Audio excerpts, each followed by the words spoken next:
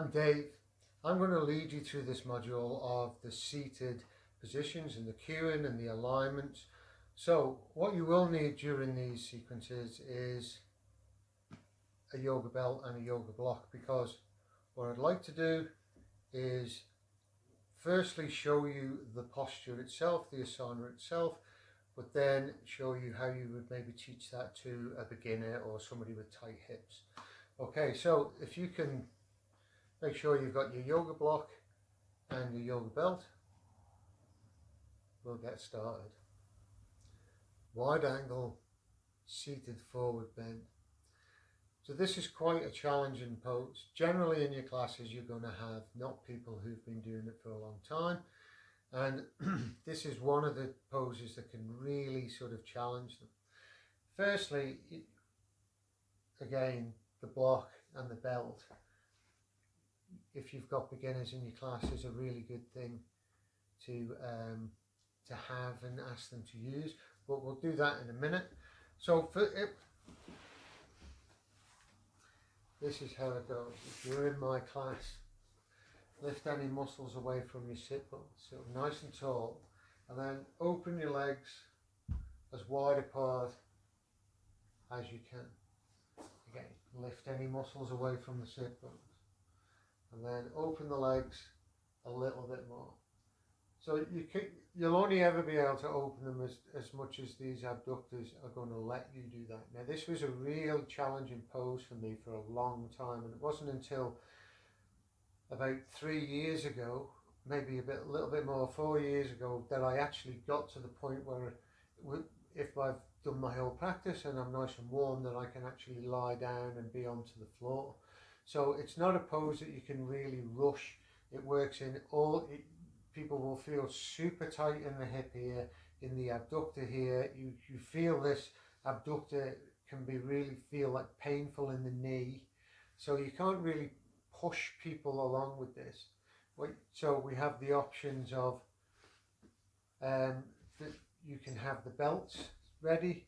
Again, if people are super tight, get them to sit up and onto the block, and that just takes some of the pressure out for them. It's still going to be equally as tight.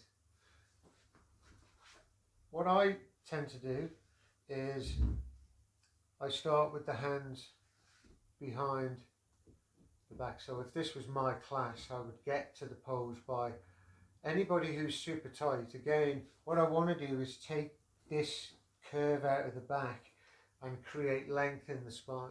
So just by creating length in the spine, we're going to create length in all of this area.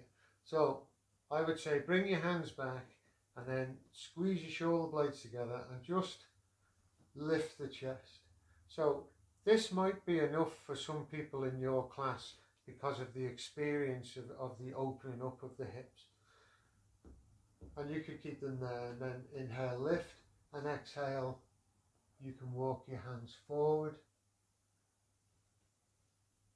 Inhale, lift, and then, so they're being supported by the hands. Sometimes if you bring your hands forward, they'll scramble back like this.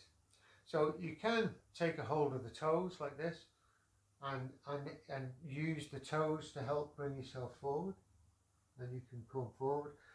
Another option would be if you popped a belt for your beginners around each foot, and they can move forward. So the option is you don't want the knees bending. You're always working to where the legs are straight. So the legs are straight, and then after a couple of breaths I can exhale, exhale, exhale, and let this go. If you're doing the full forward, again, you want to think of that length, kind of lifting up through the spine and folding forward. You're not rolling down through the spine like this. So you want to lift, elevate, and fold forward. So keeping the tummy in, try and fold from the hips, and then bring the hands down to the floor. You might find at that point you can open the legs a little bit wider, and this just gives you a little bit more space to go. But if you can lift onto the forearms and exhale, you might be able to make a little pillow for your head and lay your head down.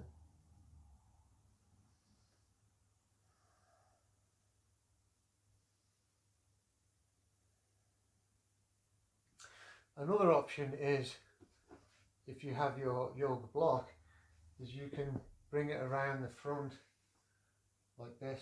You can have it high, but you're still getting this nice opening up. Doesn't matter whether you're on the floor or whether you're here, you're where you need to be.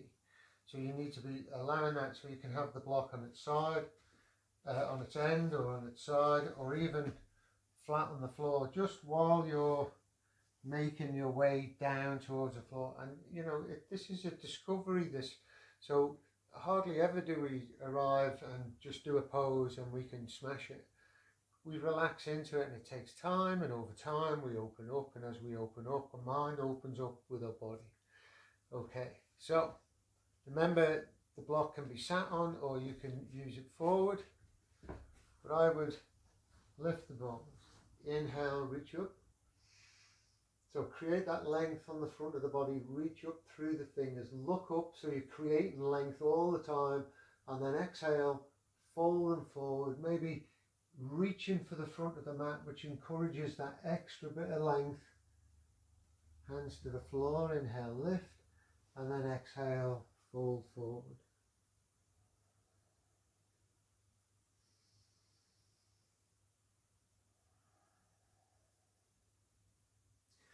The toes can be taken. This is a variation, and the head down to the floor. But then inhale, come up, bring the hands underneath the knees, draw the knees together, hug them in, and there we have it. Wide angle, seated forward bend. Okay? Namaste.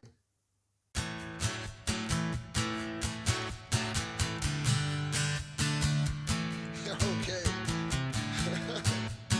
Keep smiling. Woo, yeah. Well, we took all the chances.